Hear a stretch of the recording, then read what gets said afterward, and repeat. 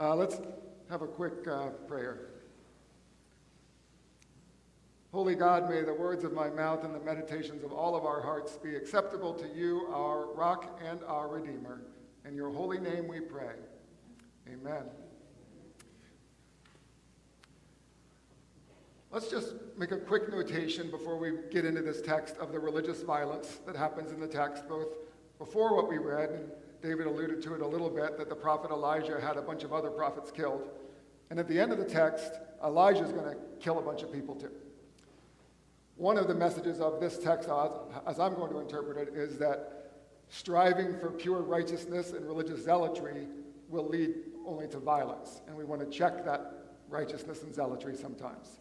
That's not the main point of the sermon, but we're not going to deal with the violence any more than that, so I just wanted to name it before we move on.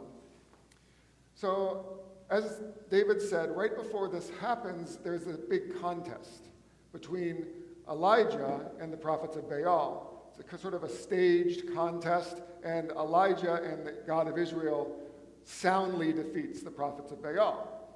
Kind of humiliates them even. And Queen Jezebel, who is their patron,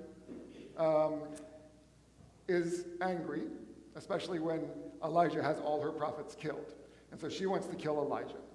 So Elijah's now gone from a moment of great victory, where he feels like he accomplished what he set out to do, and he's next going to move into flight, running for his life.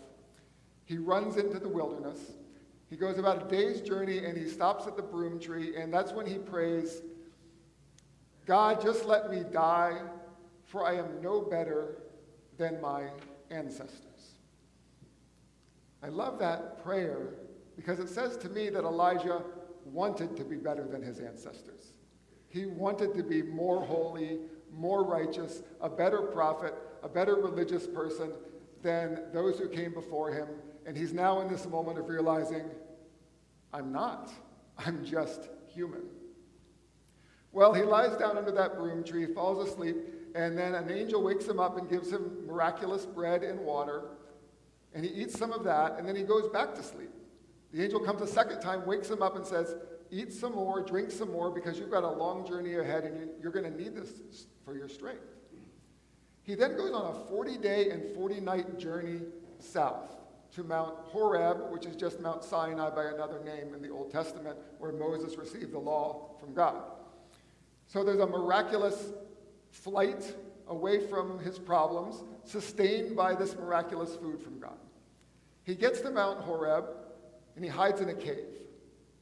And then God says to him in that cave, what are you doing here, Elijah? Which is such an interesting question when God helped him get there. But still, he gets him there and he says, okay, what's the deal?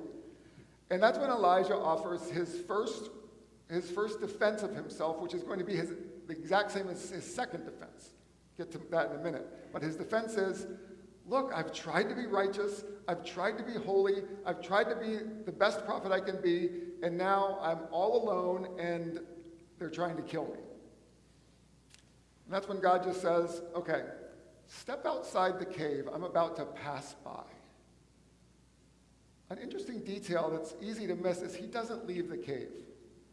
He leaves the cave in a little while, but he stays in the cave, and then all the things happen. So the wind rushes by that breaks rocks, and the narrator says, but God wasn't in the wind.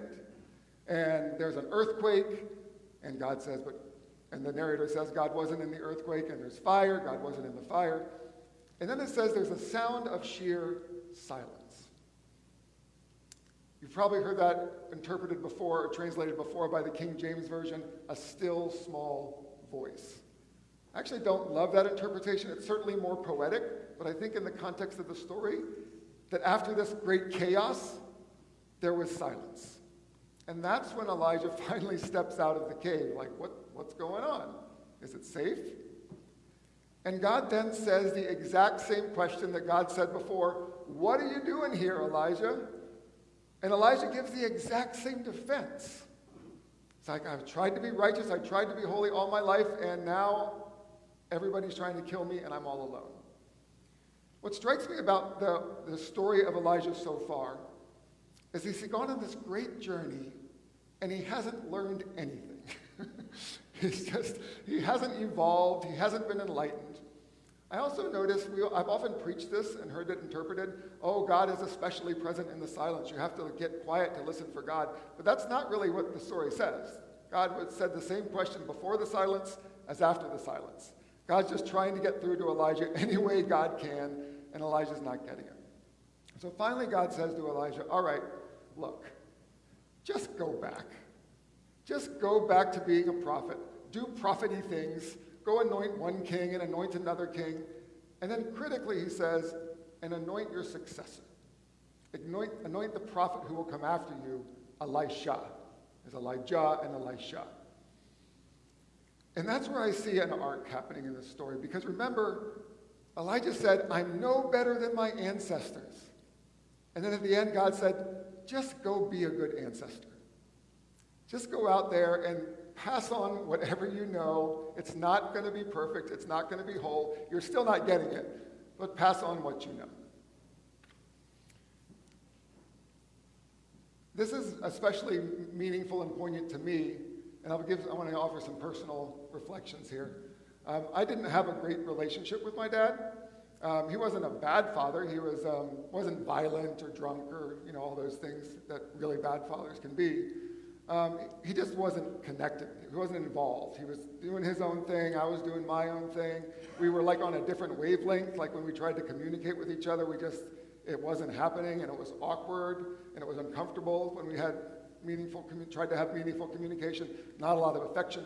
All those things.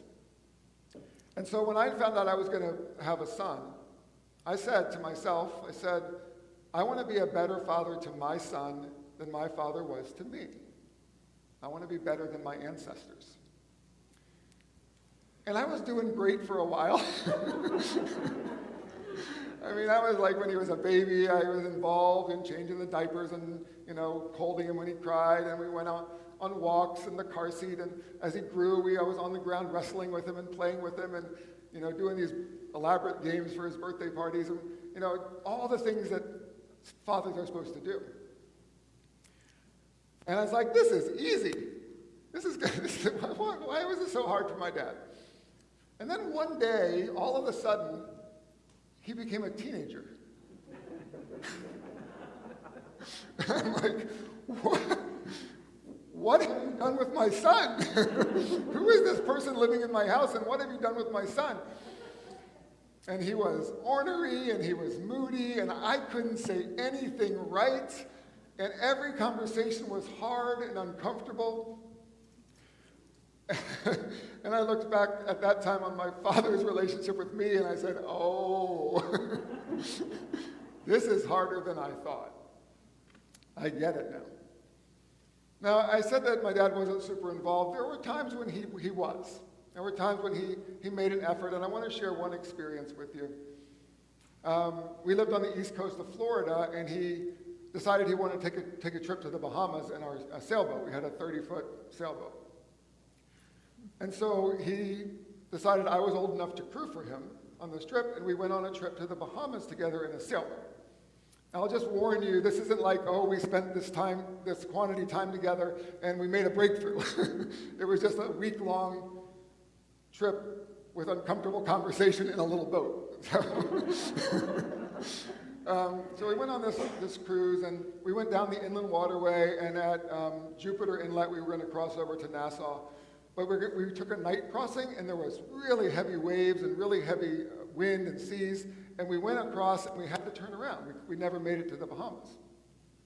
On the way back, we went along the coast. So instead of the inland waterway, we went back along the coast. And I mean, one of the things I remember was how blue the water was. That still sticks with me. I'd never seen water that blue before. Even though I'd been to the beach and grew up in Florida, you go a mile out from the shore, and it's just a completely different world. But at one point on that trip back up the coast, he got out his sextant. That nautical instrument. It's a triangle with a curved bottom, and you somehow use it to find your place in the ocean, with trigonometry or something. And so he really get this out, and he wanted to show me how to use it. And looking back, I must have been acting like a little, you know what. But I really wanted to learn. I really wanted him to teach me this, but I was like acting uninterested. And so, I was like, whatever, rolling my eyes, doing that teenager thing. And it just a little ways into him bringing it out to show it to me, he's like, you're not interested in this, never mind. And he put it away. And he never taught me how to use it. And I remember thinking, come on, Dad, you just needed to try a little harder. Just push a little bit farther through. And that's also a lesson that I learned from him with my son, is that when there were those conversations that I felt like I needed to have with him, some lesson I needed to teach, some fact about my history that I wanted him to know, that I loved him, or any of those really important messages that a father gives a son, even when he was ornery and even when it was uncomfortable, I made myself have that conversation. And it was hard and it was awkward and it was never easy, but I just did it. And I don't know if that was the right thing to do or not, but that's what I learned from what I saw as my father's mistake, is I'm going to try to do a little bit better here. I think we spend a lot of time, or when we think about our ancestors, our parents, our grandparents, or neighbors that we've loved, aunts and uncles, even spouses who have passed away. We spend a lot of time saying, I want to be as good as them, or I'm not as good as them, or something like that. We compare and we compete in some way. And maybe we need to just leave that all behind and say, how can I be the best ancestor I can be to the future generation, to the next generation? It's how can I take whatever mistakes they made and whatever victories they had and just say, here I am, what can I do now for the next generation? As we have our All Saints' Day remembrance, I would invite all of us to think about that lesson that Elijah hopefully learned. That it's not about whether we are as good as our ancestors, whether they were real saints, and some it seems like they were, or whether they were miserable failures and we just couldn't wait to get out of the house. Whatever it was,